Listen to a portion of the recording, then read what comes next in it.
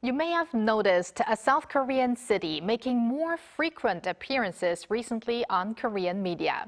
Gyeongju has been in the spotlight as the host city of the APEC summit this year. Gyeongju is also a top travel destination for locals and foreigners alike. So for our fourth Summer K-Travel segment, we want to introduce the southeastern city of Gyeongju and a special destination within the city, Bulguksa Temple, a UNESCO heritage site and symbol of Buddhism. For that, we connect to Richard McBride, Professor of Korean Studies and Buddhist Studies at Brigham Young University. Hello, Professor McBride. Hello, Professor. Hello. Thank you for joining us on the show. So, Professor, you've been to Bulguksa Temple numerous times. Do you remember your first visit to the temple, and how do your trips feel every time you go? Well, I visited Bulguksa for the first time in the spring of 1990. I was serving as a missionary in Korea at the time, and a small group of us went to Bulguksa because we wanted to visit the heartland of Shilla culture. I had read stories and legends about Bulguksa, and I'd seen pictures and posters previously, but nothing compares to seeing it in real life. I was awestruck by the stonework on the Cheongun-kyo and Baegun-kyo stairways leading up to the monastery. And you could still walk up those stairs at that time. And also the quality of the Sakatop and Tabotop pagodas in the main courtyard was astonishing. I didn't realize this, but it was an important turning point in my life because I became passionate about Shilla culture and history, particularly the Buddhist culture of Shilla. When I go to Bulguksa today, I feel like I'm going back in time and witnessing the golden age of Shilla, because Bulguksa is one of the few Buddhist temples from this time that still exists. I always find something new to marvel at and appreciate the complex interconnections between Buddhism, Confucianism, folk beliefs and practices, art and architecture. I like to imagine Buddhist scholar monks that I know had connections with this monastery and who recorded stories and poems that enrich our understanding of the significance of the site. Well, no wonder that Bulguksa is one of the most representative temples here in Korea, although Korea is home to a lot of Buddhist temples. And speaking of Bulguksa, this year is also actually the 30th anniversary of the inscription of Bulguksa Temple on the UNESCO World Heritage List, so very significant. But what kind of space does it feel like to you, and what symbolism or value do you think it has in Buddhism? Well, Bulguksa is like a microcosm of the Buddhist world system. And as the name Bulguk implies, it means a Buddha's land or Buddha's country. You know, one is transported from the mundane world to the world of the Buddhas. The space symbolically brings together all the major trends in Buddhist practice and worship, including the dominant devotional traditions of the worship of Amitabha, the Buddha of the Western Paradise, Avalokiteshvara, the Bodhisattva of compassion, a famous scholar of the late Shilla period, Chechi I, who lived from the late 8th to the early 9th, or the late 9th to the early 10th centuries. He wrote a poem about Bulguksa and talked about its connection with the dominant Hwaum tradition, which is based on the Flower Garland Sutra.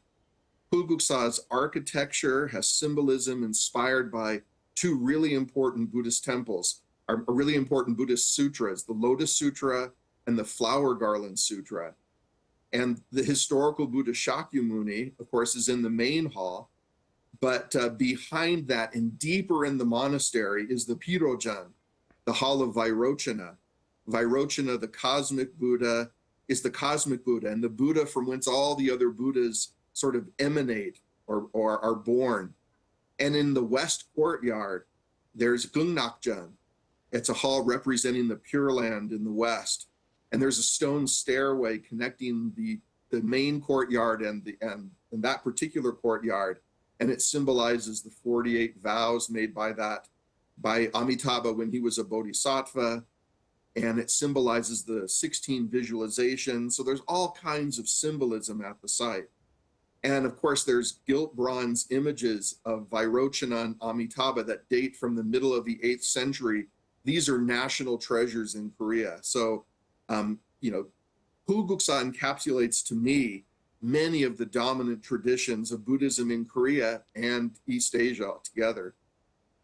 Right. Yes, and another of Gyeongju's heritage sites that was added to UNESCO's World Heritage List 3 decades ago was Seokguram Grotto. Now, it's distinct from Bulguksa's temple, yet interconnected in a way. Can you tell us more? Sure. According to tradition, the story goes that Bulguksa and Seokguram were built by a Shillin noble named Kim Tae-sung. And according to the narrative in the Samguk-yusa, Kim Tae-sung was the reincarnation of a poor boy who was also called Tae-sung because his forehead was flat and large, like a great wall. That's what Tae-sung means, a great wall. Now, one purpose of this narrative is to encourage people that they should be very generous in their donations to the Buddhist church if they want good karma, success in life, those sorts of things. Well, this poor Tae-sung came to the realization that his family was poor and was in these indigent circumstances because they hadn't made offerings to the Buddhist church. And so the story goes that soon after that, he died, and then a miraculous thing happened. The story goes that a voice was heard from heaven saying that Tae-sung would be born into the chief minister, Kim Mul-yang's family. Well, after hearing the voice and other things, the story goes that Kim Mul-yang, he checked up and learned that sure enough, there was this boy Tae-sung that had died. And eventually, a child, Tae-sung was born. And when he was born, his left hand was clutched together. And finally, when it opened, they found a golden tablet inside that had the Chinese, had the characters for Tae-sung written on it. So, the story goes that, they knew it was Tae-sung. Well, from that time forward, this chief minister brought Tae-sung's mother from his previous life into his household to take care of her. And then eventually, in time, after a number of different experiences, Kim Tae-sung, he built Bulguksa for his parents in that current life and built Seokguram for his parents in his previous life.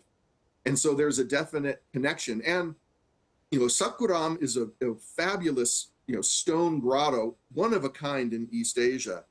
And, but it seems that when Kim Tae-sung died in January of 775, they stopped work because some of the stones and the exquisite stonework in Seokguram, there's, some of the artifacts just show that they weren't completely finished compared to others. And so it's like when he died, work kind of stopped. And so there's this definite connection between the two sites. That's very important.